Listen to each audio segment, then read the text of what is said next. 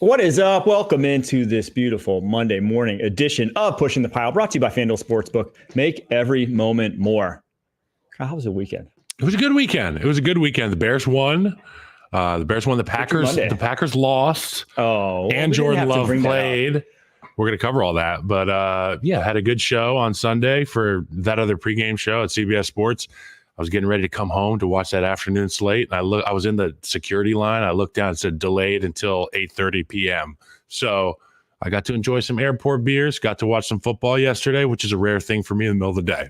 I will say, I love that you brought up Packers lost, because as a Packers fan, when the Packers won, it was great. But when it was that double, when it was Packers win, Bears lose, you flip on 670 after the game. I'm watching all the news. You get to hear them bitch about it. That was when the weekend was really the best. So hats off to you. We're going to get to those games there in a minute, because that Vikings-Packers one was a wild one. We'll start with that. But first, our first off the ball segment, because the NFL has a penalty problem. I'm sick and tired of these flags in seemingly more random situations. They started off the year on a yellow note. I don't know if that quite makes sense. That was good. With the flags in that Thursday night football game, we haven't seen that since. The illegal formations, those have not been a point of emphasis since. Darnell Wright. They got Darnell Wright yesterday, but it's nowhere near as often as we were seeing it. But there were some just god-awful calls around the NFL, whether it was Matt LaFleur getting flagged just because he was upset they didn't give him a timeout, whether it was Minkah Fitzpatrick getting flagged because he hit a guy too hard, whether it was on Thursday Night Football, them calling the face mask on the guy who got face masked early on in that game. It seems like a millennium ago, by the way. Yeah, it kind of does. And then the Commanders game, there was the worst pass interference call I've seen all season long. 47-yard penalty that no one really talked about because the game was kind of out of hand at that point. The Commanders were already at 10 points. But it was uncatchable by about 7 yards, and they threw a flag on it to give a 47-yarder. And all of this is just feeding into the fact that gambling has never been more popular than it is right now in terms of widespread across America. The money that the NFL has at stake right now is insane. They have to do something about this, because they are going to get more and more calls of impartiality towards the impartiality of these refs and these flags in big situations, as we talked about a couple weeks ago with that Bengals Chiefs game literally being decided by a flag or not. I think there's got to be they have to do something about this upcoming offseason. They just have to. And I wonder if the NFL realizes that even people that love football are going to turn the football games off if these flags keep coming out. If I'm stretching these primetime games until past midnight, I'm going to have to just watch the highlights in the morning, because at the end of the day, there's a lot of people that love watching football, but if you're staying up late and the flags are coming on every single play and there's a timeout here, a timeout there that gets thrown in, next thing you know, you can't keep up with your sleep schedule, and you're going to lose some fans, and it rolls over to next week. Your sleep sucks. You're tired all week. You got to take naps. You might miss out on Thursday night football. But I mean, yeah, there's a lot of penalties. But then the other side of the coin is I'm watching the Rams-Bears game, and Matt Stafford gets absolutely whatted on his last throw of the game on the interception, and there's no call. Yeah. So there's fans begging for more penalties too, because I had a bunch of Rams fans in my mentions there. Well, I think that's the problem. No, it's not necessarily, yes, there's been a lot of penalties, but it's also the inconsistency of application of these penalties that's what makes you most upset. You can deal with reffing crews that hold flags for most of the game, that are going to let the guys play, as they say. You can deal with guys that are overtly flaggish, but you can't deal with guys who are just haphazardly throwing them one way or the other. And that's when you get the calls of it's like watching a pitcher. It's like watching a pitcher throw, and you have an umpire, and you know that he's going to squeeze you on the inside part of the plate. That's okay. That's his deal. We're going to make sure that we are cognizant of that. As an NFL player, when you're playing against, you're playing with different crews every week, you don't know how they're going to call these things. And with all these new penalties and points of emphasis, it's not like they have a track record where it's like, this guy's going to call this penalty a lot. We've seen it over the course of the last 5 years. So now you're going out there and you're guessing. Your technique may have to change. And nobody wants to see players hesitate, on the football field. And I would err on the side of let the boys play. But obviously we've seen that they are not letting the boys play. I agree. And I'm on that side as well. I think complaining about there weren't enough flags is always kind of like a loser response, in my opinion. That's like what you do when you lost the game. But the answer, and I'm going to propose this probably a zillion times throughout the season, sky judge. You have to have a guy with the angles that everyone has at home, that the angles that, the TV crew has at their disposal, who is watching. And that if everyone at home sees on the very first replay that whatever just happened was wrong, terrible call, whatever, that guy whistles down, hey, change the call. Just like he's also a ref in the booth. The guy, you can put him in stripes too. I don't even care. Like he can wear the full on uniform, but someone has to step in when everyone at home knows this was wrong. Immediately, we should be able to change those. It's 2024. Part of me was thinking that maybe they could put a QR code up there during the replay and people at home could vote on it like Democratic. But then I think about all the trolls that end up voting like Kanye for president, and we'd end up having even bigger problems in the national football league. I like your sky judge idea. That's one of those ideas where like when you first come up with like that could, and then like you think like one step further down the line, you're like, this is the worst idea. This is terrible. That would never work out. So Cowboys would get every single call. Their fans would go nuts. But yeah, something has to happen. We're tired of it. We're tired of it as fans. All right, that's our first off the ball segment. We're going to take a quick little break, but after this, we're going to hit every single game from the weekend that was. Today, with the support of the NFL, a new playbook is being written. The National Gay Flag Football League provides inclusive play for over 4,000 LGBTQ plus players and allies. Here is a home with no penalty for being you. All right, Vikings traveling to the Packers, where they upset Green Bay, even if they were 3-0 heading in. Now 4-0, 31-29, a wild one. Come in as dogs. It wasn't that wild. Leave as winners. It was wild. It was wild. Packers missed 2 field goals. Packers lose a lot of opportunities. Yep. Obviously, the Vikings raced out to that 28-7 lead, but then the Packers stormed back to make it a game down the stretch. And the Packers did not capitalize, whereas the Vikings did. Flat out, that was the difference in the game. You missed 2 field goals. You had Tucker Kraft fumble. You had Dontavion Wicks drop a 3rd down and a 4th down conversion. And you had the other Isaiah McDuffie drop an interception early on in that game. You had the chances. You missed them. That was the difference in the game. First and 10, 6 minutes remaining in the first at their own 18-yard line. Love drops back to pass. There's immediate pressure from the second level up the middle. He makes the right read, makes it on time, but he sails the throw to the tight end. They're not able to convert. Issues like that early. Shaky. Inaccuracy. So I wrote down Jordan Love passes the eyeball test in terms of, yes, he's healthy. Like he looks healthy. He's moving around. He's not limping. He's not gimping. But at the end of the day, as a quarterback, it's not just passing the eyeball test. You have to pass the football. You have to pass it to your guy. You got to do it on time. He made the right reads. He felt comfortable. The throws weren't there early. He looked more comfortable as the game went on. But I got to give credit to this freaking Vikings team, man. They started fast. They started explosive. We saw Addison back in the lineup. This team just got even more dangerous on offense. And obviously for Aaron Jones, getting him involved early with the screen game, taking the teeth out of that rush, it kept that Packers front guessing as to what they were going to be going against all day. Yeah, I wrote here, Vikings out with Addison is terrifying. Someone is getting open. Packers, every time they played man, it got torched. It just did. They couldn't trust Eric Stokes to play man. I think he gave up like 5 big plays in that game. And now, he's playing man against Justin Jefferson on a lot of those snaps. But some of them were to like Jalen Naylor. As your former first-round corner, that was a tough one, pill to swallow. Obviously, no Jair Alexander, a big loss in that. But, like, you got to play a darn near perfect game to beat this Vikings team. So I think, like, the biggest takeaway from this, they put you in 2 stressful situations offensively where you're going to make mistakes. And we saw Jordan Love do just that on numerous occasions. And offensively, guys are open. Guys are running wild. Their running game can move the football.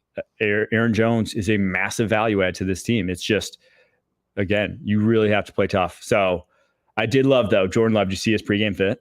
No.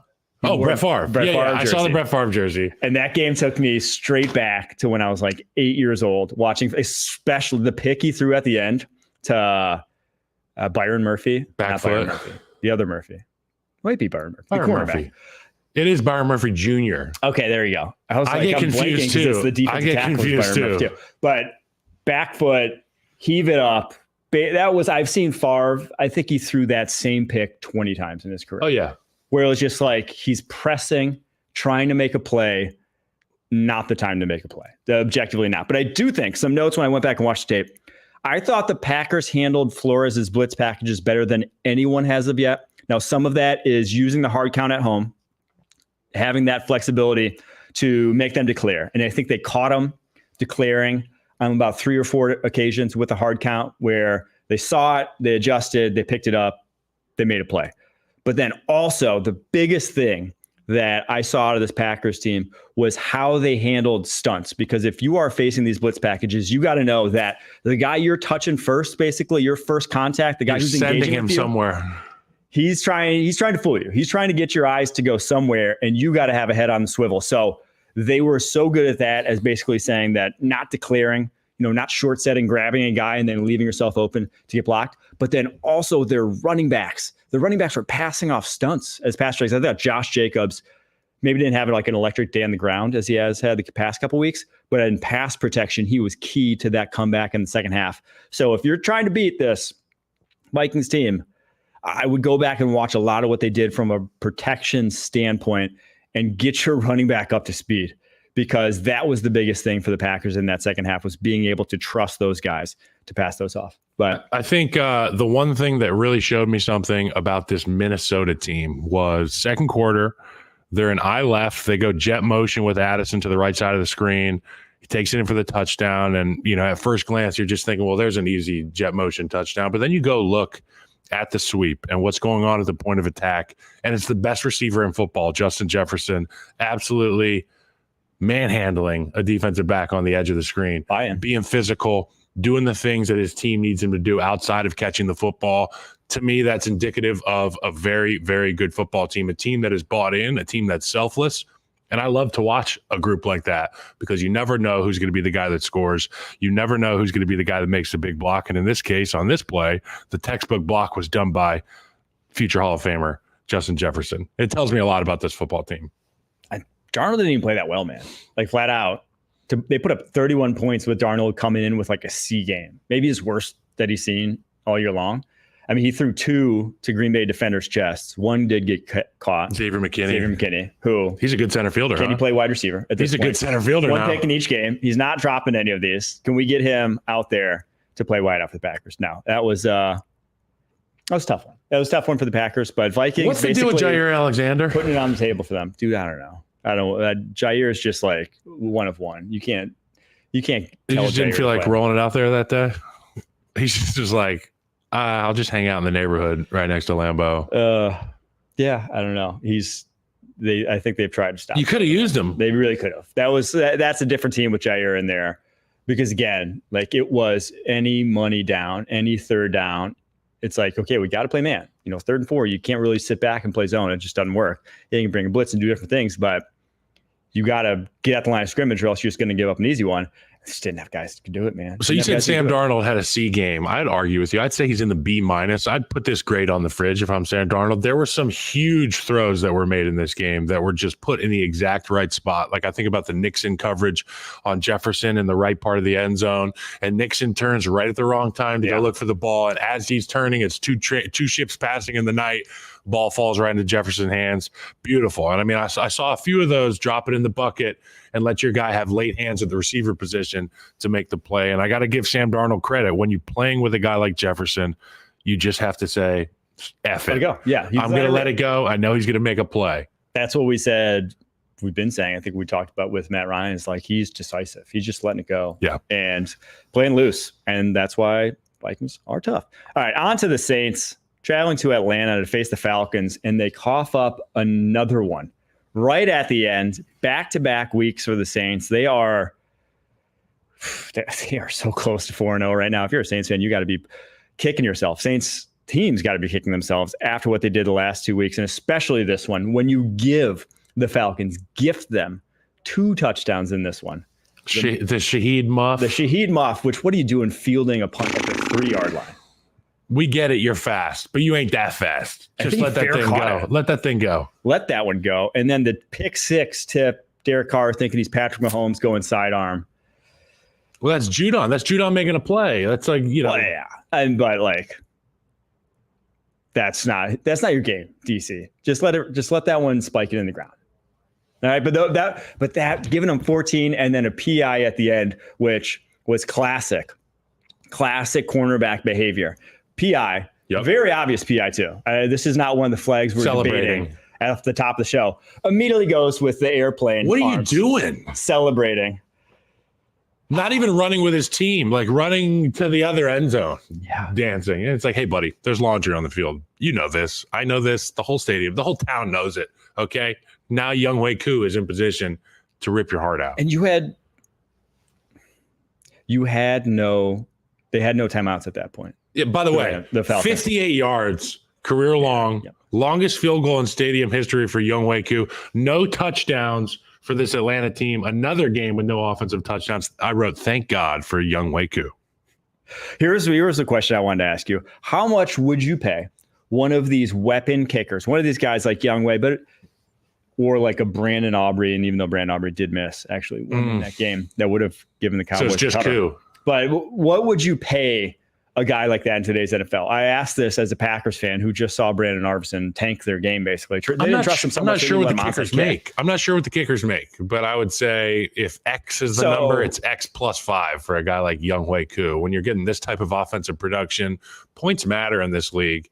You got to take him. He's a guy that doesn't miss, even in the biggest situations. We saw it yesterday. So right now, Harrison Butker makes $6.4 million.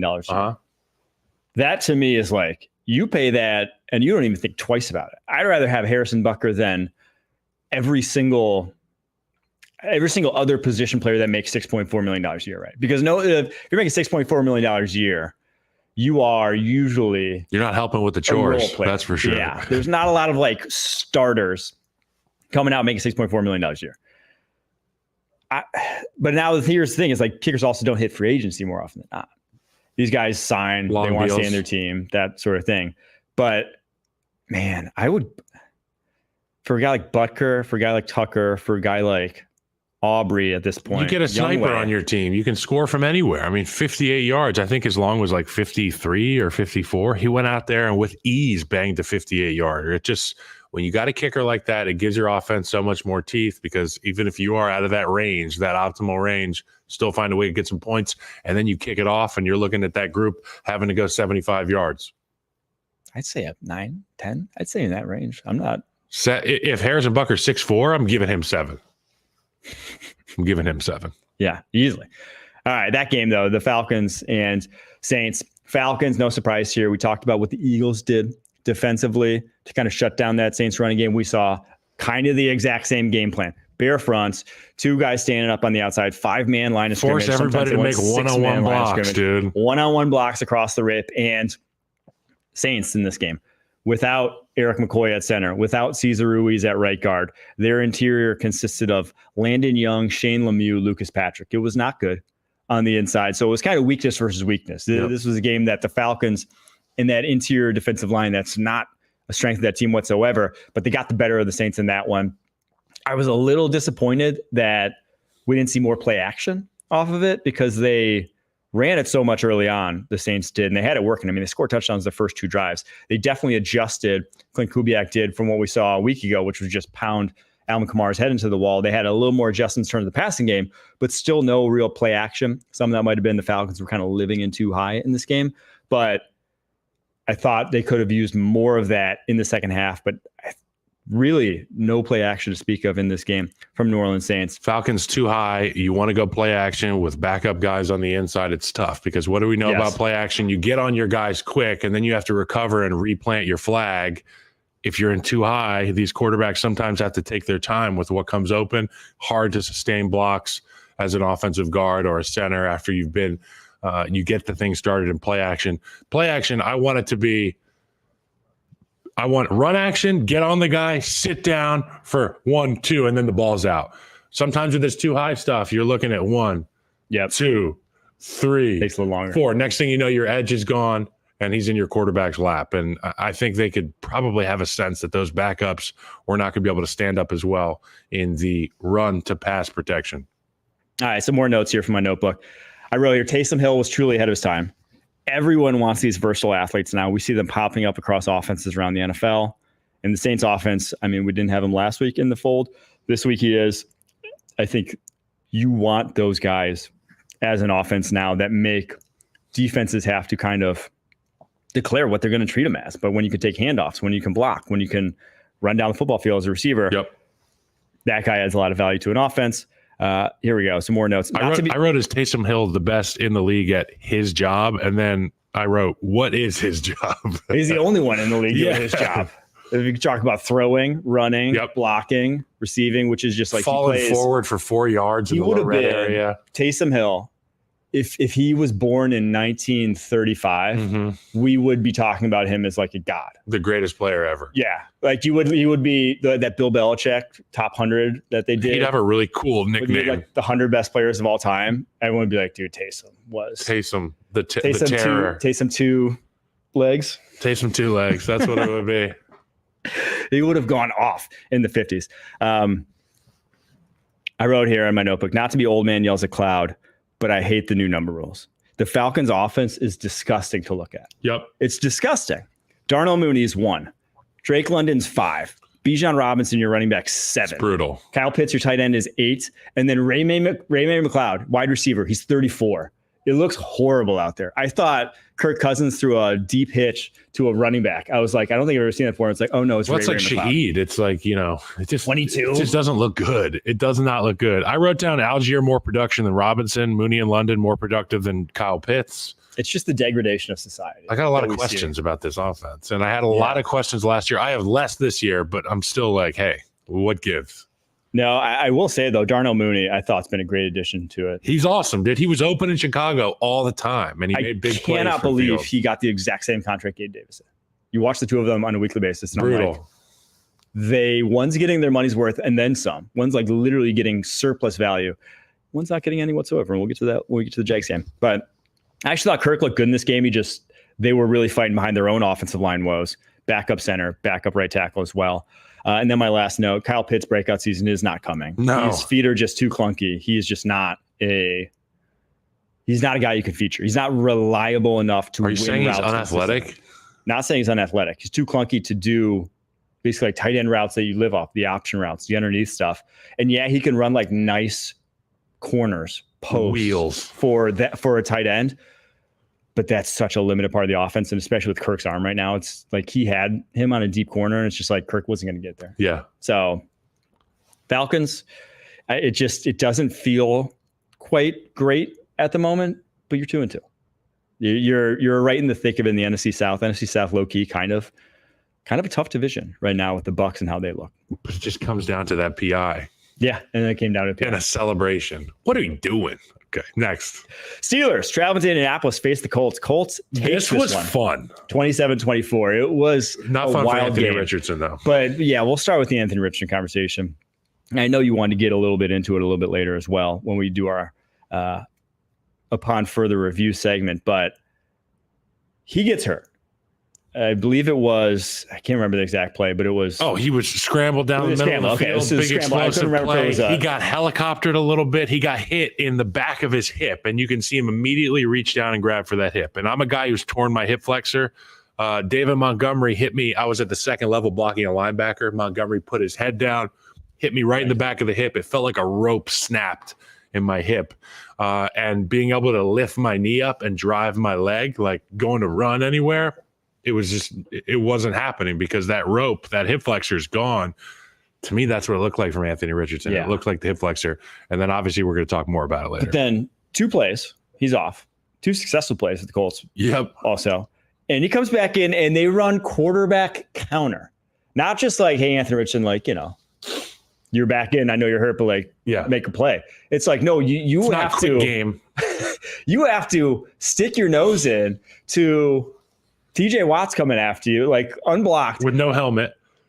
That was nuts. That was absolutely insane. I don't know what the approval process was to get him back in the sidelines, but there was malpractice going on there. They don't care. Young men, young women, if you're into football, they do not care about you. They care about winning. They care about production. And when I say they, I mean from the top down, from the ownership General manager, head coach, OC, they do not care. What have you done for me lately?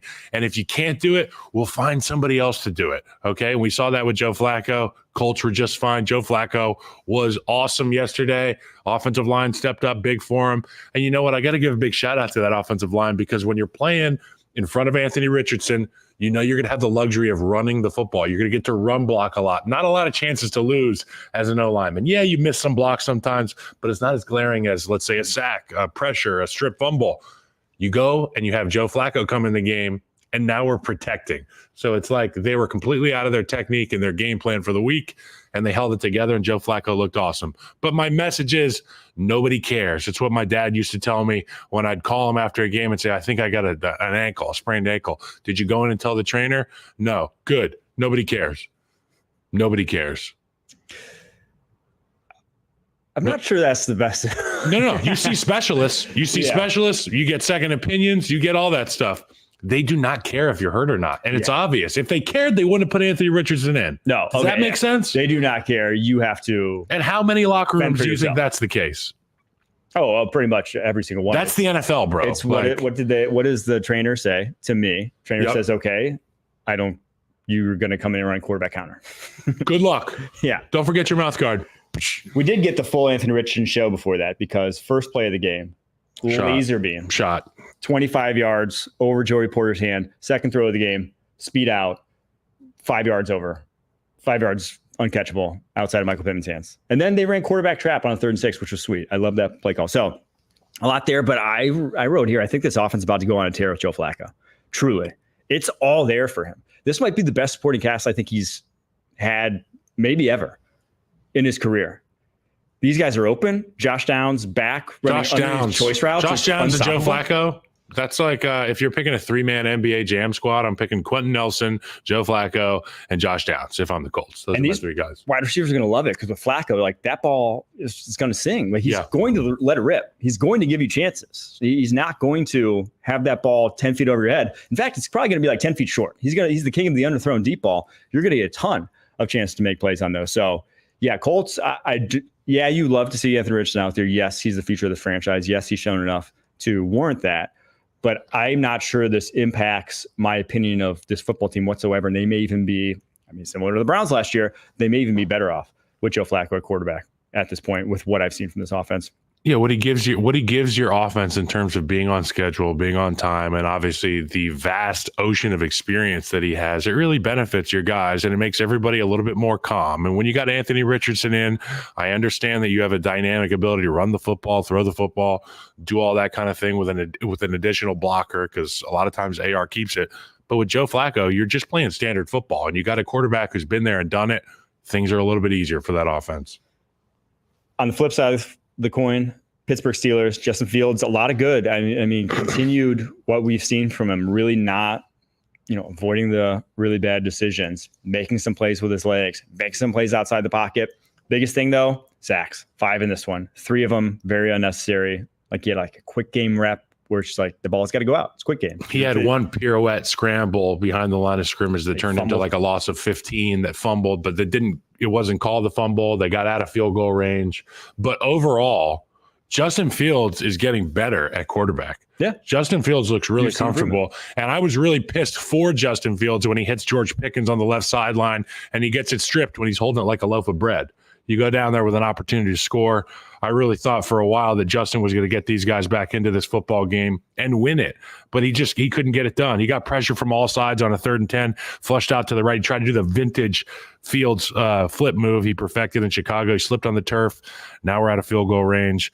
And then later on in the 3rd quarter, he changed the launch point. He strafed left out of the pocket, pretty much hit the strafe button, and he launched one to Pickens, and they flipped the field. It's so much fun to watch these 2 elite athletes find a way to connect deep down the field. It's like these 2 guys can connect, but we can't have the gaffes like the fumble from Pickens or the sacks that we're taking in the backfield. Pickens is so good. Like, he's so effortless with everything he does, but then he also maybe doesn't give enough effort. Is he actually effortless? Because he had a drop in the end zone where it's like, I'm not even sure he looked like he was ready to catch the ball. I think and that fumble was just like, dude, what are you doing? Like, third downs are a real problem for the Pittsburgh Steelers. And, going into this week, I think they were one of the bottom of the barrel teams in terms of third down conversion rate. So when the defense isn't out there playing an all-world brand of football, you're going to need your offense to be on schedule. You're going to, those mistakes are going to show themselves a little bit brighter when TJ and the boys don't show up and play a godlike game on defense. Last thing to note here, Broderick Jones, your first rounder from a year ago, dude, he's just fighting for air at right tackle right now. They're planning for development for him, which has been no plan, seemingly. Just go play. It's like, hey, you want to play guard? Do you want to play left tackle? Do you want to play right tackle now? He looks like he's lost, man, unfortunately, and it's tough. Playing offensive line is a lot like playing golf in terms of you know how to do it. You know how to hit the ball. I know how to get guys blocked, but some days you wake up and your brain and your body are not in sync. I feel like we could be looking at a stretch of football from Broderick Jones where the confidence is down. It's a real quick spiraling effect. And you don't have the ability to put the brakes on. Next thing you know, you're going to be either on the bench or without that contract. Massive win for the Colts, though. Keeps their playoff hopes alive-ish. Steelers drop now to 3-1, but still atop that seemingly tough now. I really thought he was going to do it, Justin Fields. I thought he was going to do it. I tweeted, "What's up with the Steelers?" They were down 2 possessions, and then Justin Fields was like, came back. Let me put my cape on real quick. All right, Jaguars at Texans. Texans win 24-20. Don't quite cover the 6.5-point spread. Don't quite hit the over. That was 45.5 points. But the Jaguars, man, 9 straight losses now for T-Law and company. And this one was so. I wrote special teams misfire. Well, yeah, immediately. But I wrote here about the Jaguars. Trevor played the quarterback position great. He just missed too many throws. He was like, in terms of just operating the pocket, getting the ball to the correct read when it needed to get there. It was like darn near flawless in this one. This was probably the best I've seen from him all year long from that perspective. But dude, he missed so many freaking throws in this game. And the part and parcel one, the biggest one was underthrowing that last drive to Gabe Davis. Could have iced the game, could have put this Texans team away, has them on a deep comeback, and Gabe Davis finally ran a good route, and he actually looked better this week. Healthier. He looked healthier this week. Actually had somewhere he got open, got that vitamin T. Even if he still only had 1 catch on 5 targets. But Trevor just underthrew it. Let the underneath defender get in the lane, and it's just like he had a ton of those throughout the game. Has to be maddening if you're a Jags fan, because it's like, it's kind of like what we've been saying with Anthony Richardson and the Colts. It's like, man, it's so close. He's so right there. He's in the ballpark of playing elite football, but can't seem to do it on a consistent basis. I will say that once Brian Thomas Jr. and Trevor develop a rapport on that back shoulder, 1,400 yards. And we can feel it. I mean, we can feel that he's knocking on his door every game more and more. If I had to rank the rookie wide receivers right now in terms of just like who's been the most impressive, I think obviously Malik Neighbors 1, but BTJ has been 2 in my opinion, even compared to Marvin Harrison Jr. And I know Harrison Jr. is kind of like a little slow start, and I'm not like worried about him by any means. But BTJ has, I keep calling him BTJ. I'm not sure if anyone calls him. BTJ. BTJ's got a different gear, dude. He's got trademark it. True copyright. Downfield juice that you have to play that guy differently. The looks you'll see from corners, they're going to back off faster. He's going to get a lot more looks underneath because of it, because that guy can flat out fly. And if you can fly and stop, which is like, people talk about the flying part at the combine all the time, but not the stopping part. Stopping a lot of like the 4-2 guys can't put their foot in the ground. Tyreek Hill fast, better at stopping. Yes. That's the part that allows you, when you give them all that leeway, to make a ton of plays underneath, is being able to stop. For example, Mecole Hardman, just as fast as Tyreek Hill, can't stop. Exactly. Even half of as well as Tyreek can. And that's why Mecole Hardman's One thing I wrote about the Texans, I was really impressed with the Texans, how they finished. 3rd and goal, end of the 3rd quarter. No, sorry, that was the wrong one. How many different dudes made plays on that first 4th quarter drive for the Texans? Collins, Diggs, Ogunbowale, Akers. They don't have anything to show for their drive after a huge sack by Roy Robertson Harris. No field goal, no touchdown. But we were worried about, the running back position. They found a little bit there with Cam Akers this week. He looked to be healthier than he has in years past. Obviously, a guy that's coming off of 2 separate leg injuries, lower leg injuries. And to see him on the field is awesome. As a guy who dealt with injury, it's always nice to see a guy out there be comfortable playing football again, because we know how physically challenging it is. But it was Nico Collins yesterday. The ball just kept finding him.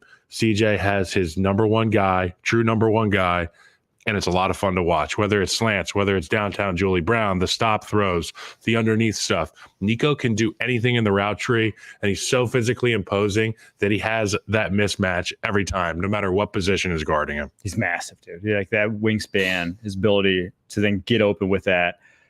It also helps when, I think there was the first touchdown he had. I think he only had one.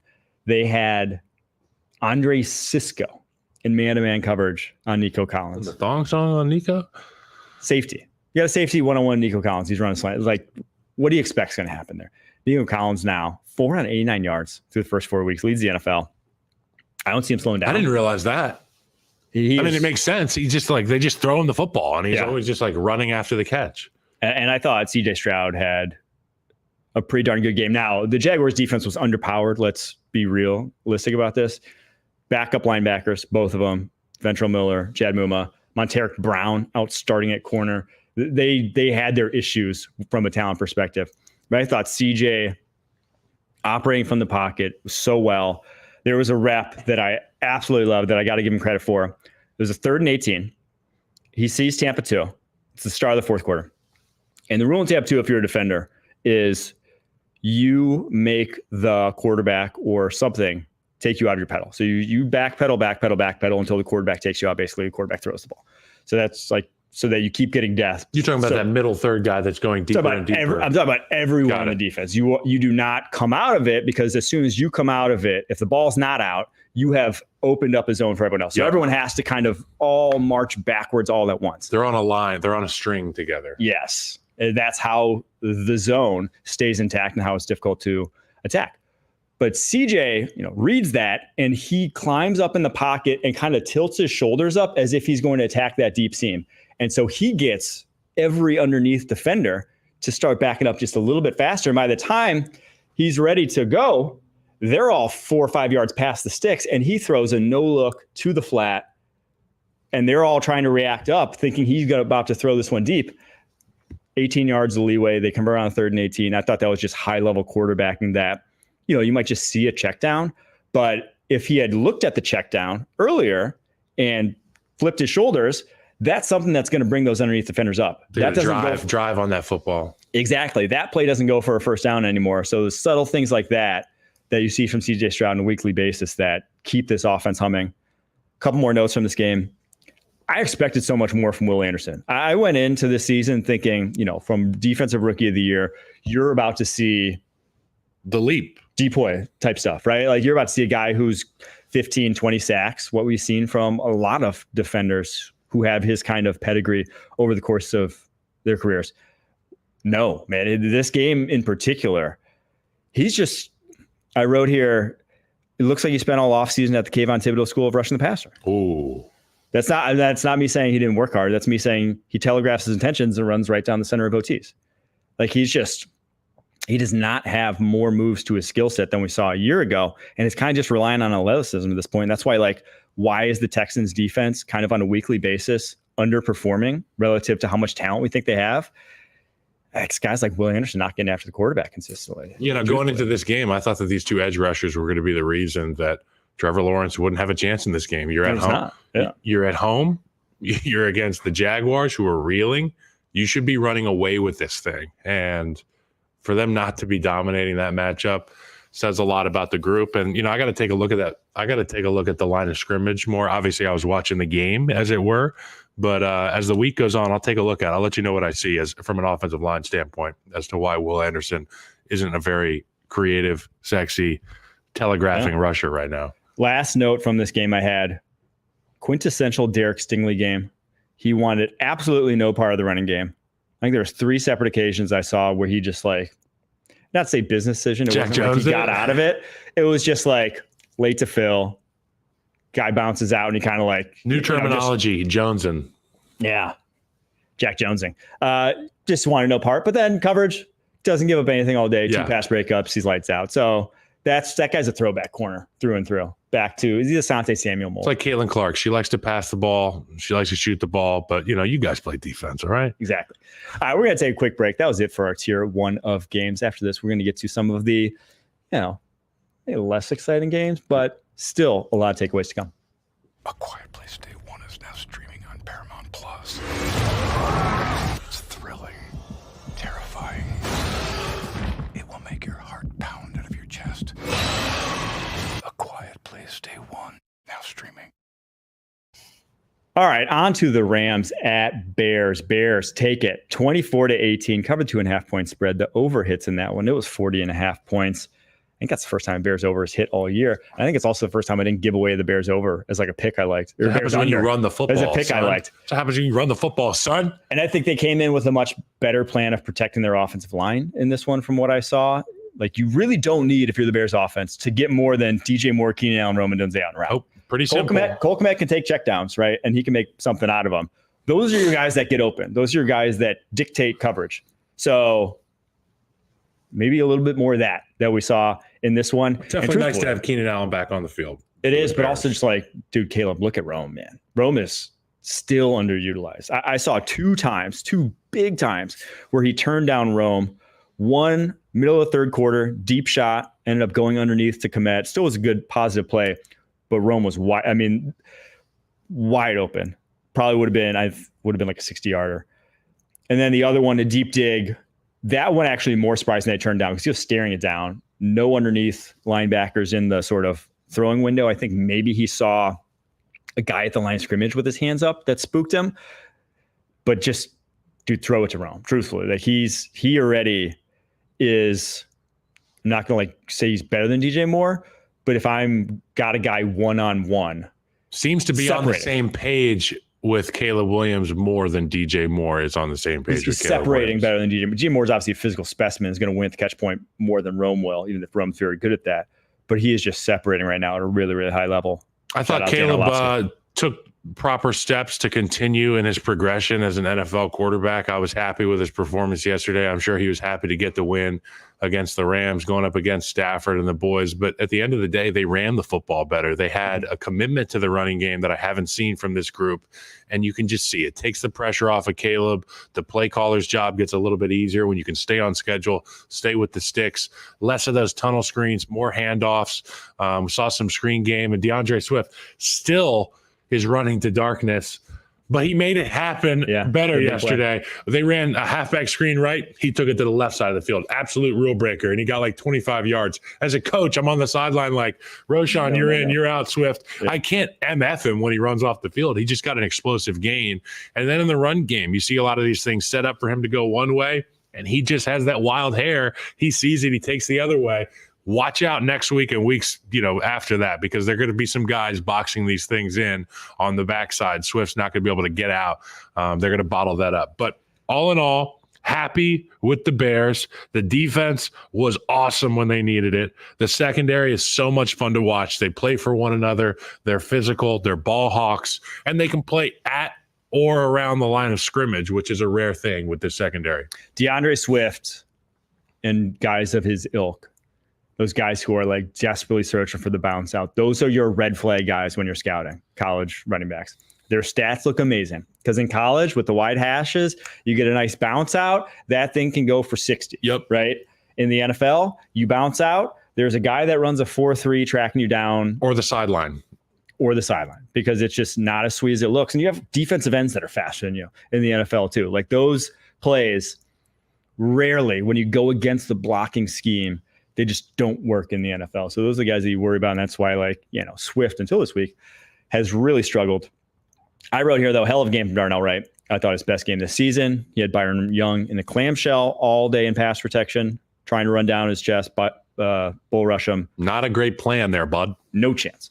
I thought the throw to DJ Moore was Caleb Williams' best play of the entire season. Oh, the touchdown. Back middle of the end zone. Yes. Just second read, collapsing pocket, doesn't just adjust to center point between the two tackles who are getting walked back. It was actually more Braxton Jones getting walked back. Yeah, that's a theme, by the way. And Darnell Wright on the other side here, and he kind of centers between the two, finds them, delivers, perfect spot. Thought it was best play of the season. And then I got to give a shout out to Torrey Taylor. 66-yard punt. Are you kidding me? Flip the field. The leg on this guy.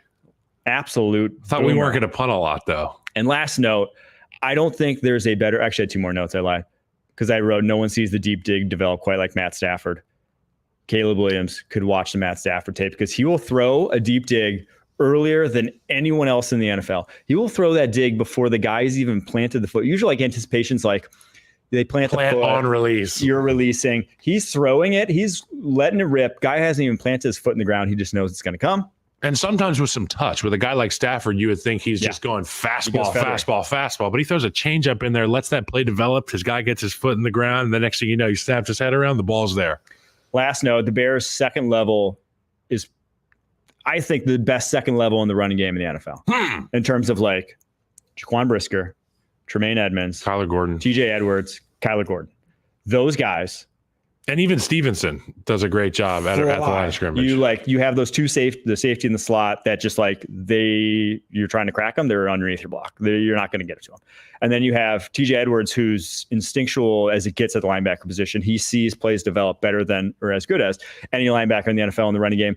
And then Tremaine Edmonds can just like, everyone else kind of messed up. He's flying across the football field and doesn't miss tackles. And that's not even his strength. His strength is not speed. He's an oversized guy in the middle of the field. He's a black and blue. He's a black and blue brawler type player. He's not the guy that you expect to be like sideline to sideline all the time. But he is. He is that for this defense. I had concerns about the middle of that defense last year, but they found a way to make it look even more valuable. I don't know if it's the sum of all the parts, the way that they're able to threaten with these secondary, the third level defenders, getting them down in there makes everybody more confident. But to your point, Jalen Johnson boxing in edge runs and getting it back to that linebacking core. It's been a lot of fun watching this Bears team play. All right, on to the Commanders at the Cardinals, a laugher of sorts, 42-14. Jaden Daniels, yet another darn near flawless. I say darn near because he did throw a pick, and it was on him. But 26 of 30, 233 yards, 1 touchdown, 47 more yards on the ground, and another score there. Are the Commanders the favorites in the East? I think it's going to be Commanders-Ravens in the Super Bowl, bud. Dude. They have, okay, so if it was stacking up the NFC East, I think of the worst defense, but they have quite easily the best offense right now. Yeah. It's truly not even close. I mean, everyone else in that division seemingly makes offense look difficult on a weekly basis. And the Commanders are out here just spinning it up. Like they have a drive where it's like, how are they at the goal line? I don't know. They just kind of like, and when they get down there, you know what's coming when they get down there, and you still can't stop it. To me, it looks like this guy, Jaden Daniels, is just a faster, more electric version of Lamar Jackson, who I thought was at the absolute ceiling in terms of talent with these dual threat guys. Yeah. But I'm not even going to call dual threat on Jaden Daniels because he throws the football so well. He's so on time. He's so in rhythm. His receiver, him and Terry McLaurin are special. But when Jaden, the thing that makes him so special is his accuracy, his ability to make the right throw on time and put it in the right spot. And that is priceless for a quarterback. The cherry on top, he's the best athlete on the football field. Yeah. He's the best athlete on the football field. There's nothing you can do in those low red areas. You have to respect the receivers, the running game, the O-line. Next thing you know, Jaden Daniels is running the hump on you guys into the end zone. And it's something that it's funny because like I bang the table every time at the NFL level. I'm like running guys, but like guys who have that threat, whether it's Jalen Hurts, whether it's Josh Allen, whether it's Lamar Jackson, Daniel Jones, it completely changes how you have to play. Like it's like so massively valuable that it's almost difficult to quantify.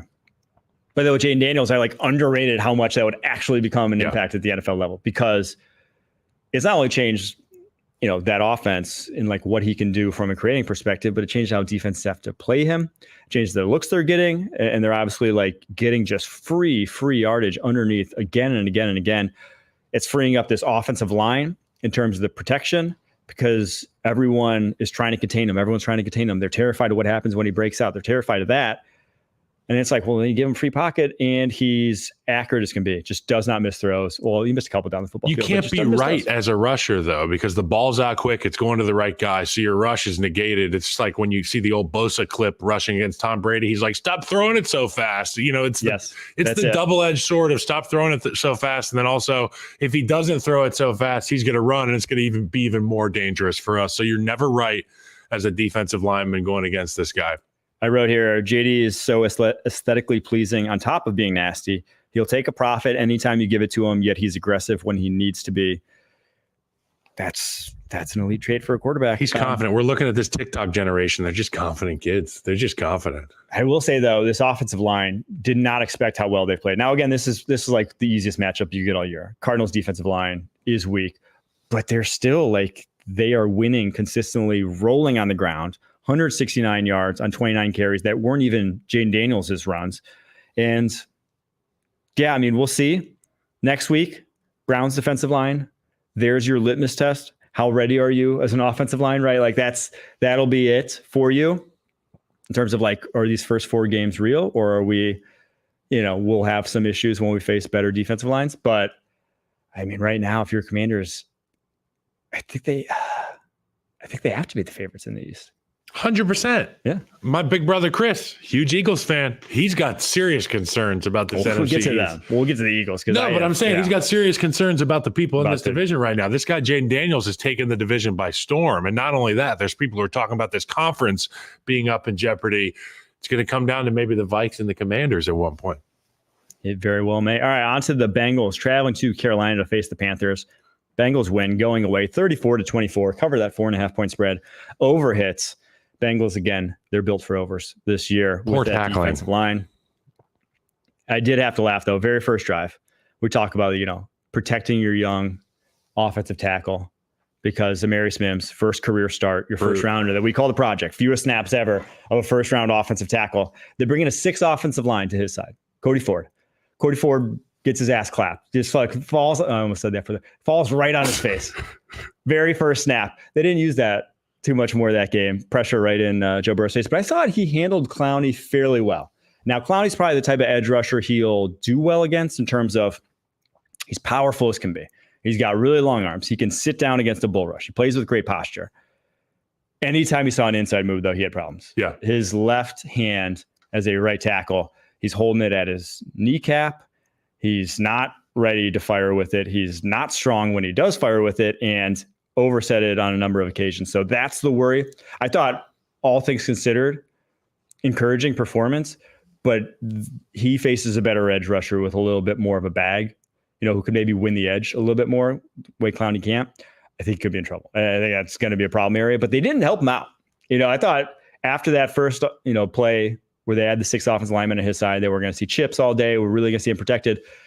They went 5 out a lot. They were letting him kind of be on an island. So I'd say job well done in the guy's first start. Yeah, I mean, there is, in my opinion, no tougher job than playing tackle in the NFL. I mean, if you could be playing quarterback or you could be trying to guard Justin Jefferson, but from a physical standpoint, the things you're asked to do as an offensive tackle, it is so hard. We don't often give enough credit to these guys. So for Mims learning on the fly against a guy like Clowney, who may not be in that elite tier of rushers, he's still a freak show. I mean, he's still big, strong, fast with the ability to embarrass you at the drop of a hat. So to be able to compete there is awesome. They're going to find a way to get him inside out. And to your point, when he plays against some of these rushers that threaten his edge, he's going to be in more of a rush to get depth, get to that point of attack.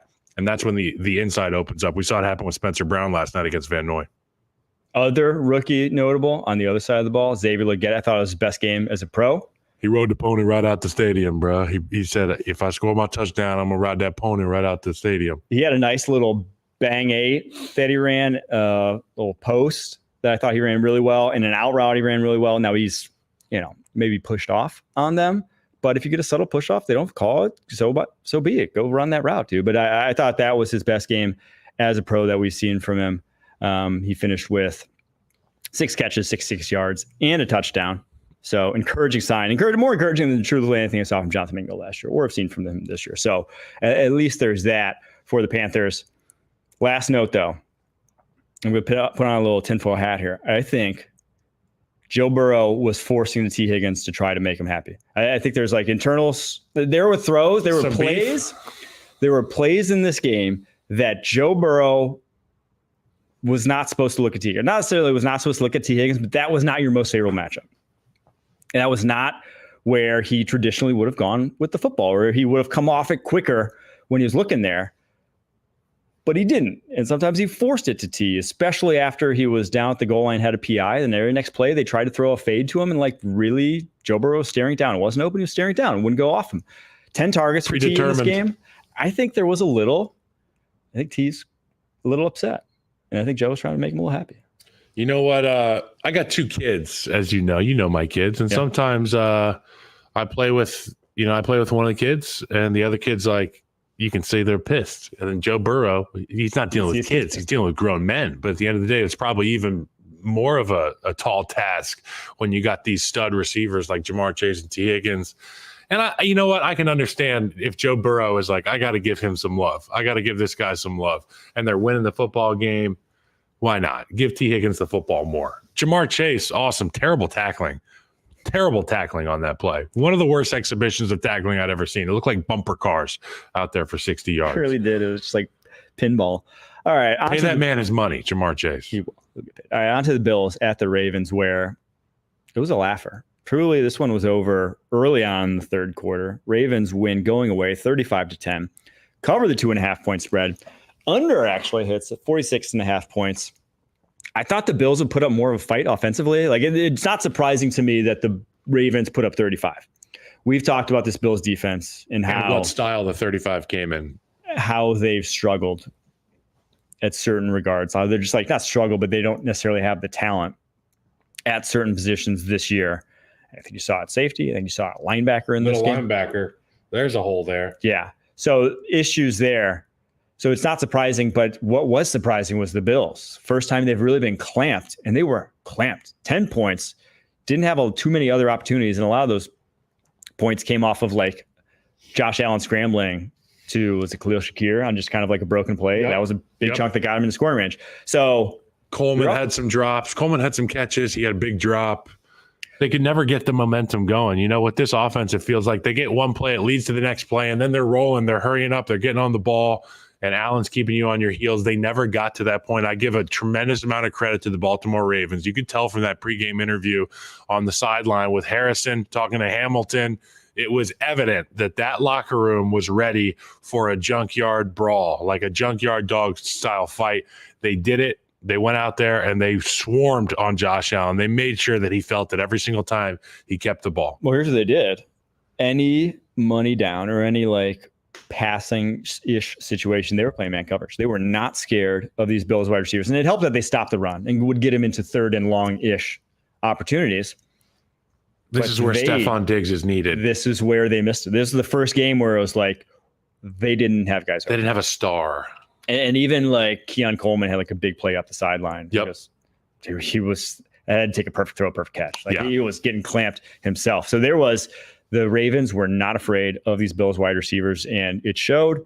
I also thought Kyle Van Noy had Spencer Brown's number. Spencer Brown had been playing great football all year long. Kyle Van Noy really gave it to him, really vetted him. That's a rush plan. That's a guy with a real rush plan. He threatened his outside edge early, and he saw that, I had a tweet drafted. Spencer Brown is inside out. He looks great. Right before I press send, Van Noy goes up and under. Yep. The classic bait and switch. You know, you want to show this guy that you're attacking edge. And then like what we're talking about with Mims on the Bengals, you get that edge rusher.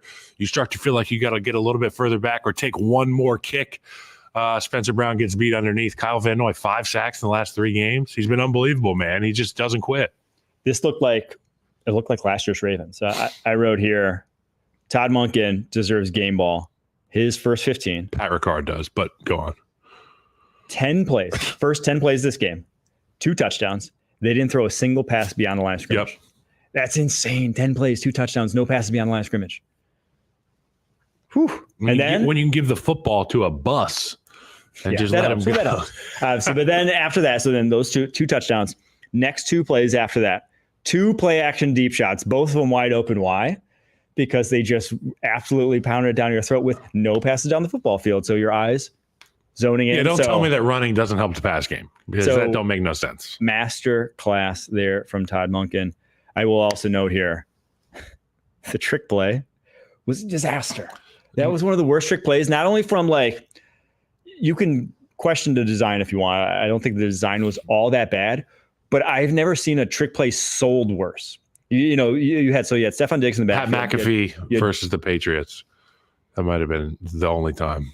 Well, I don't even know if there was a salesmanship there. That was just like, that was the play. Just two that was guys. That was the design. Just two guys in the middle of the field. They didn't have to sell anything. That was what they were supposed to be doing. But so Josh Allen's lined up out left. Yep. Stephon Diggs in the backfield. They immediately, no offensive lineman fires off the ball like Stephon Diggs is ever going to run. They all like back up. No taking like pass sets. So it's like, you didn't see a single second level defender from the Ravens take a step downfield. When you have someone who's not a quarterback in the backfield, you should be auto thinking run, right? Run or sweep. So for them not to take a step downhill after the snap, terrible. And then the wide receivers, they just ran down the football field. Like they didn't even feign like, hey, I'm going to block someone. They ran, but they just didn't run at full speed. It was like they were running routes, but just at half speed. That one, Joe Brady. They're going to want that one back. We're going to scrap that one. And that's the one that he got hurt on, right? That's the one that Allen got hurt on? Yes. I mean, what are we doing? Let's go play football, man. Let's go play football. What are we doing? Last note, Ravens, I think, found their best five along the offensive line. Some shakeups. They put Patrick McCarry at left guard, Roger Rosengarten at right tackle. Rosengarten. I couldn't get his name right once last night. Roger Rosengarten. Rosengarten. Second rounder, Washington. The rookie? Yes. You remember that movie? Was he a third rounder? Oh, yeah. Rookie of the year. Rosengarten. I can't stop thinking about him, but he did good. I also liked the way that they got the protections. They let McCarry trap block to the right side of the line of scrimmage because, he was playing a right tackle. So they got him at left guard. They pull him like it's a trap. He pulls up. Now we've got two right tackles, essentially. They found creative ways to protect Lamar Jackson. I like to see that. All right, on to the Chiefs at Chargers. Chiefs win. It wasn't pretty. 17-10. In all four of their wins now, they have had to come from 7+ point deficits to win. Under hits in this one. It was 39.5. They don't cover the 8.5 point spread. And I'm not sure any 4-0 team in the NFL feels worse about themselves right now, just in terms of like their expectations going into the season versus now than the Kansas City Chiefs.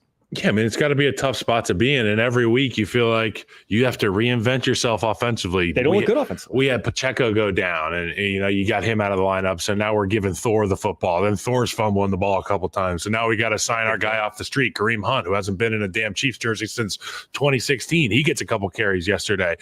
You're looking at Samaje Perine, who, with the beard and the shaved head, kind of looks like an older gentleman, but he runs the ball hard. I like his style of running. And then at the receiver position, Rashee Rice going down after the turnover in a brutal chain of events that had Patrick Mahomes taking out his own guy. And nobody feels worse than Patrick Mahomes on that one. But then you get Xavier Worthy down the field, and you're like, hold on a second. This Chiefs offense can still go deep.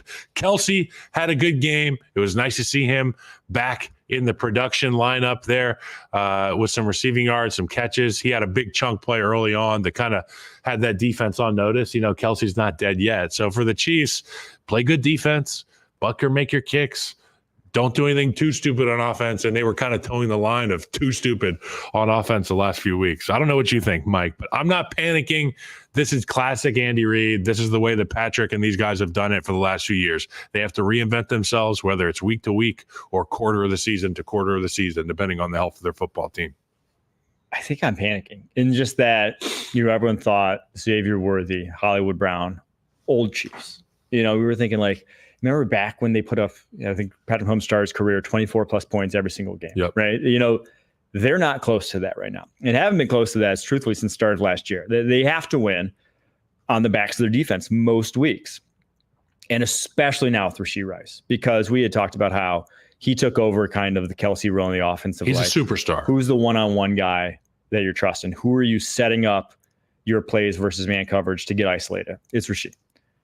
And now he's gone. Rest of the year. He ain't coming back. And you don't have that guy now. You kind of have like these specialists. Is that what we're thinking, ACL? It was confirmed. ACL. Confirmed. Okay. Yes. You have these almost like specialists where Xavier Worthy, he has to run a certain route tree. I think he was worth the first round pick for them. He runs the Mecole Hardman route tree. He brings back the deep ball that was gone pretty much all last year. But he can't stop. Obviously. But it's not that he can't stop. He's just tiny. Like he's just frail. Yeah, he's tiny, but also like people used to have Tyreek. People would say, you got Tyreek and Mecole. Like they're going to guard Tyreek, throw it to Mecole. It's two different guys, two completely different guys. You're talking about an explosive muscle and Tyreek Hill that could stop. It's go underneath, take the top of the defense and put the brakes on. Worthy's just we're going straight. We're going to run by these guys. And if they don't respect it, Patrick's going to find a way to find that. And he has to be open to hit worthy. Yes. He can't be contested. He can't have a guy with a hand on him because then he's getting slowed down. Or get him on these quick drags across the field and let him run. So I think he's a huge value add to that offense. But again, he's a specialist. So now you have Kelsey, who's a specialist, who's not going to run down the football field, who's going to have to run a limited route. Or you have only thing that's concerning is the turnovers. Xavier is a specialist. And then you have Justin Watson, who's kind of like maybe your best receiver now. Swiss Army knife. But he's not getting open on his own consistently. Like you just see that as numbers. Like they're not going to throw to him. So you kind of have to get it via scheme. And then when the scheme's blocked up, like when Chargers covered a Y throwback, the tight end throwback wheel perfectly yesterday, well, then Patrick's kind of panicking. Like when the scheme plays get chopped up, there's not much to go to in this Chiefs offense. It's just, hey, Mahomes, make a play for us. And we've seen how you just can't live and die by that. I do love that Patrick still has the ability to get outside the pocket, hit the pump fakes, get defenders, rushers, these guys that are spying him to stop their feet. He finds a way to create space. You see a lot of these young quarterbacks trying to do it. We've seen Caleb Williams do it in the last few weeks, but nobody does it like Mahomes. He's still doing it. So much fun. Have you ever injured a teammate in the way Mahomes did? How did you like deal? Last time I really hurt a guy that was pretty much on my team was in like 6th grade. We were playing soccer and there's a kid named Kyle Kessler, I believe. And we both went up for remember 500 jackpot. Yeah. Remember that game? I went up and I landed on his leg and I think I broke it. But most of the guys that I hurt in practice, it was, they had it coming. Okay. Good to know. Never in a game. I don't think I ever hurt any of my teammates in the game. I got blasted by my teammates in games all the time. You never had, who was the Olchek on Playmakers? No. Never had a moment like that. That's good. That's probably for the best. No. The last note here I wrote, you can tell a lot about how a team is coached by how they play when they have injuries everywhere. And the Chargers, man. Well coached. To hold in, that was well coached. That was impressive. I mean, that's Super Bowl champion versus the college football champion. Two great coaches. Obviously, Harbaugh had his guys ready, and they had injuries at all the important spots. You're talking about Bosa, you're talking about Slater, you're talking about Herbert was banged up, and Herbert was pissed too yesterday. What'd you think about that? Dude, he was. I thought, like, given the circumstances, he did all he could, but there was nothing there. Yeah, we got to see a little look of him chucking his helmet on the sideline. Very uncharacteristic of Justin Herbert, who is absolutely like this. He's like the same guy every day. And you can just see frustration starts to creep in when you get beat by a team so much, so often in division. And you're a great quarterback, but at the end of the day, across the field is Patrick Mahomes. That's got to be tough sledding from an emotional standpoint. All right, we're going to take a quick break, but after that, we're going to take on some of the tougher slates around the NFL.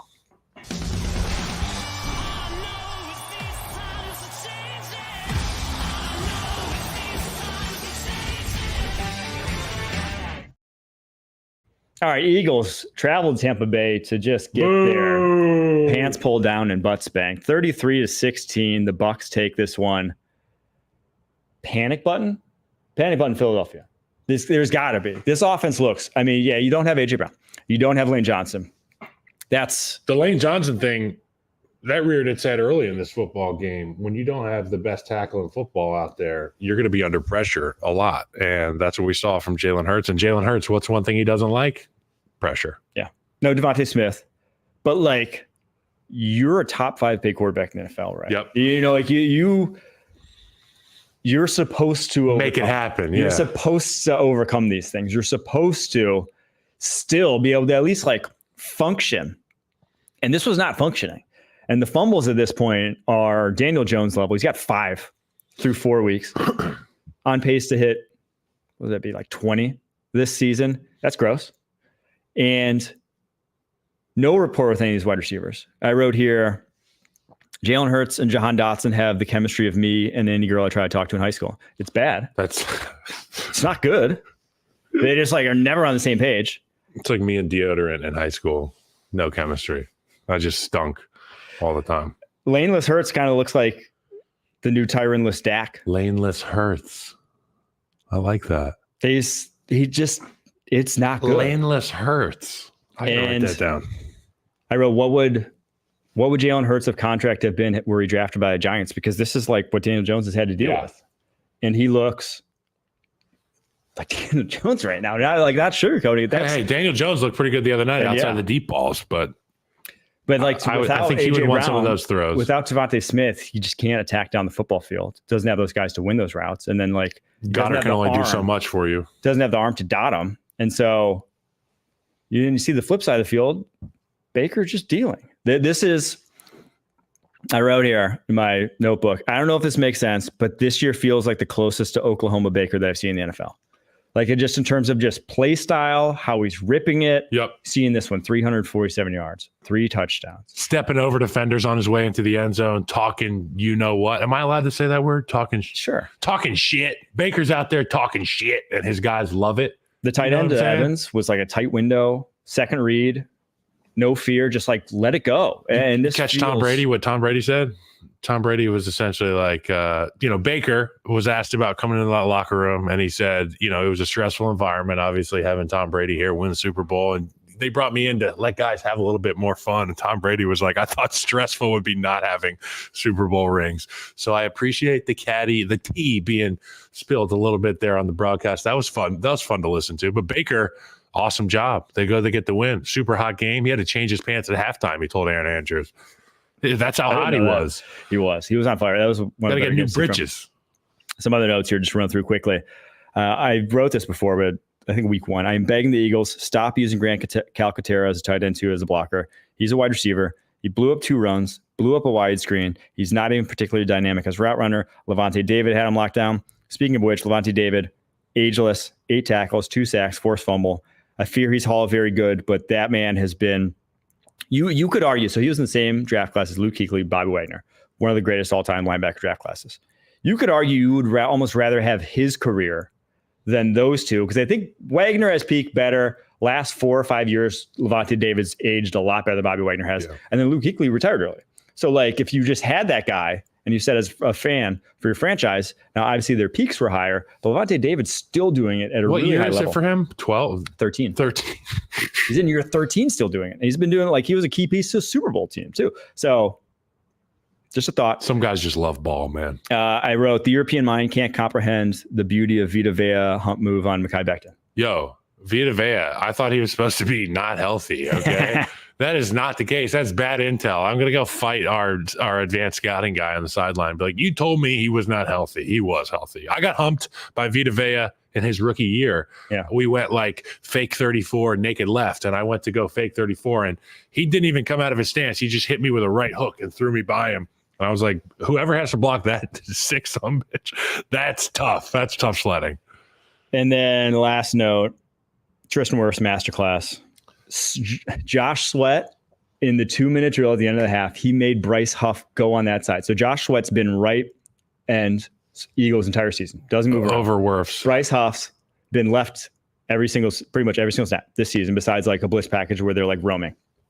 He made him go and switch sides at the end of the half because he was not getting a darn thing done against Tristan Wirfs. That's the ultimate compliment as an offensive lineman, is when you're going against a guy and you're beating him like an absolute drum. And then maybe you get to a 2-minute scenario, you get to a 2-minute situation, and the defense is trying to make something happen. They'll switch the guys and they'll go beat the hell out of him too, and then send them both back to the locker room with bloody noses. All right, on to some games that I will have to fully disclose. I did not get to the all-22 of these 3 games. I got to the all-22 of Thursday Night Football, but I didn't get to the all-22 of these 3 games. That happens when you're tier 3. I had an unfortunate fire alarm going off in my building. Yeah, we didn't talk about this. Give me the rundown. Brutal. So every Sunday I try to watch games until I'm like really tired. So week 1, I stayed up and tried to go through like the entire night, and I slept like 30 minutes. And crackhead. The rest of that week I was like, I'm literally dying. So I've tried to plan it out, tried to be a little bit more efficient when they're really bad games. Fourth quarters, I didn't watch. Fourth quarters, I watched like every single snap week 1. I turned off some fourth quarters, week 2 and week 3. But so I stay up until I'm like dying, until I'm like, okay, I got to go to bed, like really tired. I'm starting to like diminishing returns sort of thing. So it was like 1:30 when that happened. I get ready, brush my teeth. I go to lay down in bed. As soon as I lay my head in the pillow, fire alarm goes off in my building, going off for an hour and a half. And I'm like, it's so annoying that I'm like, I'm not going to go work in this. I just want to go off and go to bed. I thought it was like, fire alarm. I'm living in like a higher rise building. It's going to go off. Like there's no way this building's on fire right now. Hour and a half. And so that hour and a half was what I had planned to roll through. Did you go street side? Did you get out of the these building? Games. I didn't get out of the building. I wasn't. You went on the patio? I sat on the patio. The guy says he's got a concrete patio. It's not going to burn down. I could have burned down. That's like a kiln. You were in a kiln. I'm not in like a wood house. No high-rise You're right. concrete steel buildings. You don't have a thatch roof and, exactly timber frame. So I was not too worried, but I just wanted to go off. And an hour and a half later, I finally got to bed. But that cost me some precious time to watch Browns at Raiders. Unfortunately, I didn't get to see how great Deshaun Watson was in this game, but just from like the eye test watching it live, that offensive line was a disaster. And they've been bad all year, right? And this game was particularly bad. Deshaun, though, the very last play of the game, it's a 4th down. You're down. That play happens, that play ends. It's over. That's it. They kneel down. It's over. So you can throw a pick six there. You can punt the football. You can't lay on the football. You can try to drop kick a field goal in a panic situation just to try to get anything is better than precisely what he did, which was take a sack and end the game. You ended the game by taking the sack. Just throw it. He went to throw it. He got hit and then he tucked it like, I'm going to save it for the next play. I couldn't believe it. And that's just there was Jameis screaming at somebody on the sideline. Deshaun was screaming at somebody to the sideline. There's a lot of this turmoil right now in Cleveland. It's coming to a head. It's reached its boiling point. Terrible. I wrote, someone needs to look at Saudi betting patterns on the Browns after Deshaun taking a trip to Saudi Arabia this offseason. Just a thought. Saudi betting patterns. All right. On to the Patriots at 49ers. Another laugher. Biggest spread of the weekend, 10-point spread. 49ers cover that one. They win going away 30-13. My only note, and again, unfortunately didn't get to watch the All-22. George Kittle's back. Kittle back, but Fred Warner's your front runner for Defense Player of the Year. Yeah. That guy's playing linebacker at a level which pick six yesterday. We haven't seen probably almost a decade. It's been a while since the linebacker was really every single game. Pick six yesterday.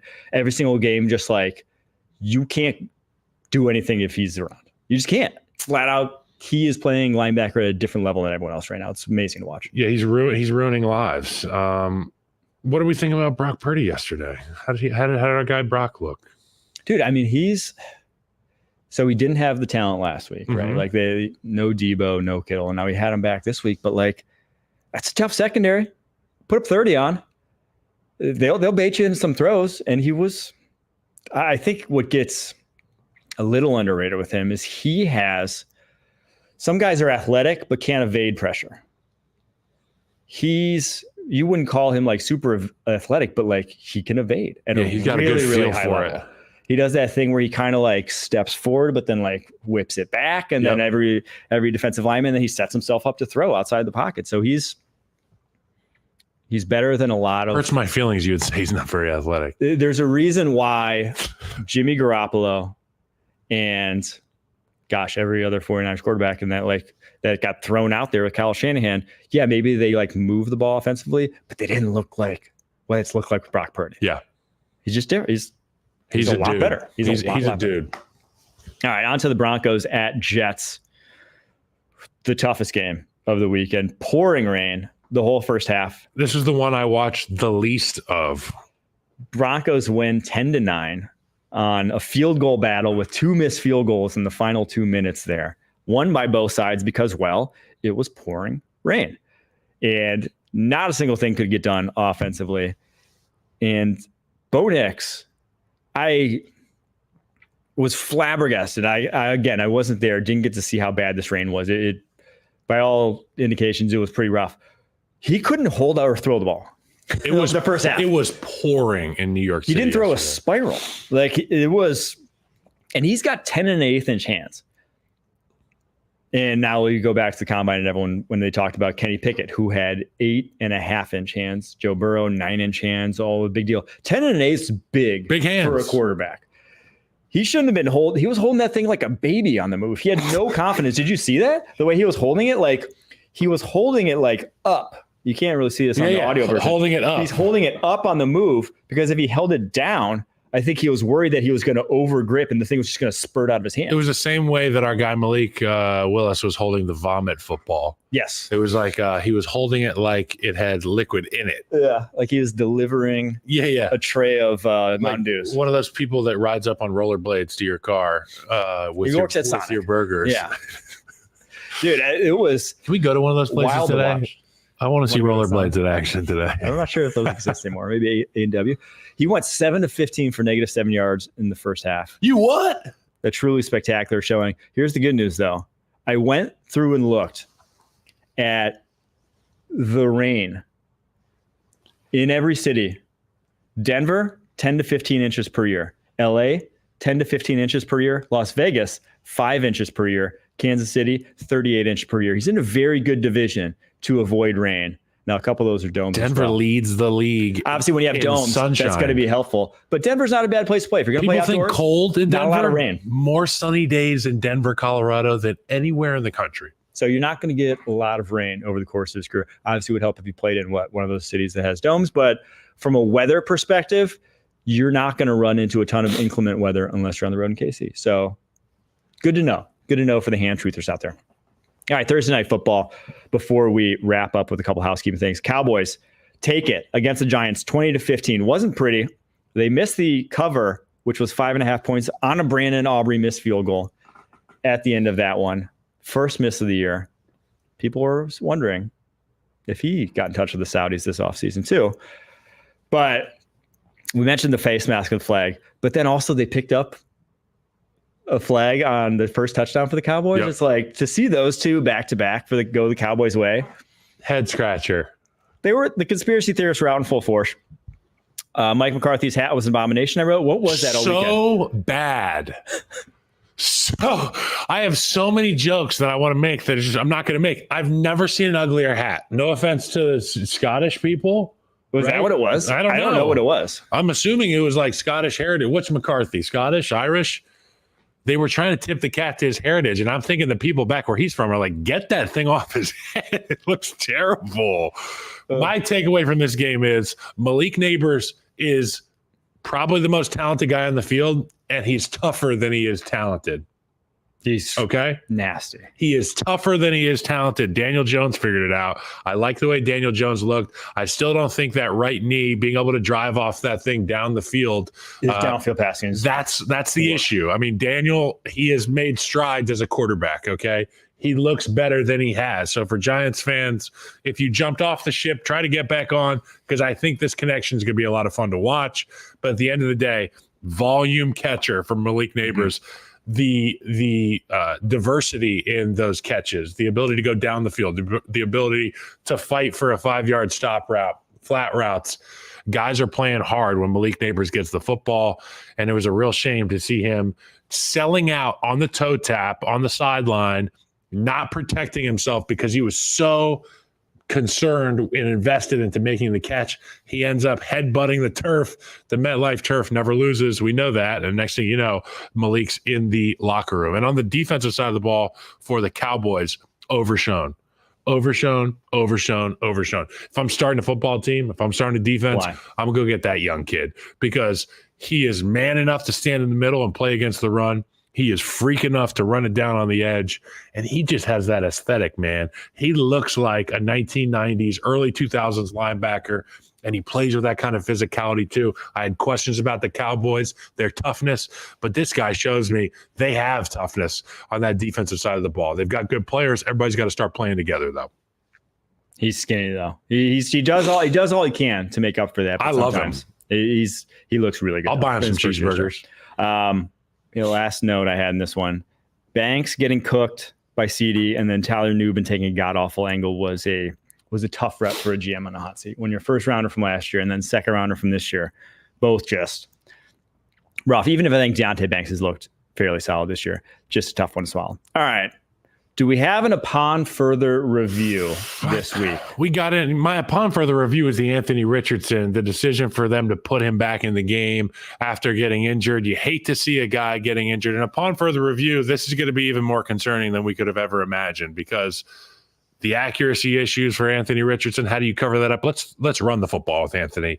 Now you run the football, he gets hurt. I'm thinking it's a hip flexor, and I know that if it is a hip flexor, the ability to drive that knee up, be able to extend, be able to run fast and be explosive, it goes away, dude. This was the injury that got me out of the league. That's a hip that is crucial to throwing too, that back hip. This is an injury that can take its toll if you don't, get this thing fixed. I'm not sure, what the diagnosis is, but if it is a hip flexor and it requires surgery, get it, do all you can do from a rehab standpoint. You're going to have to press the reset button again with Anthony Richardson.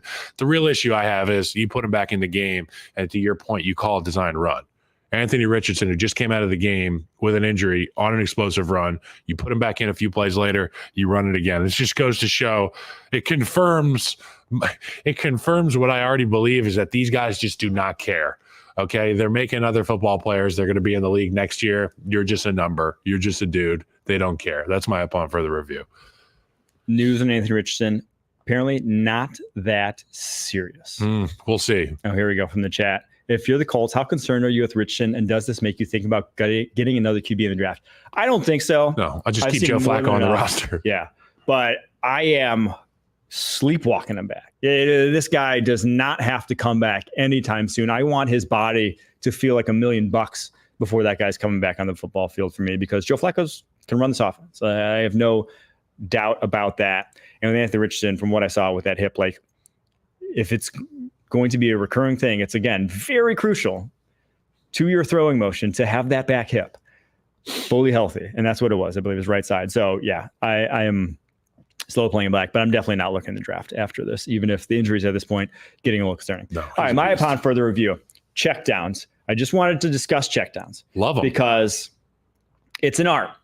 It's an art that some guys have, some guys don't. So let's talk about what makes it an art. I talked about that CJ Stroud rep earlier, about how it's about, one, as a play caller, you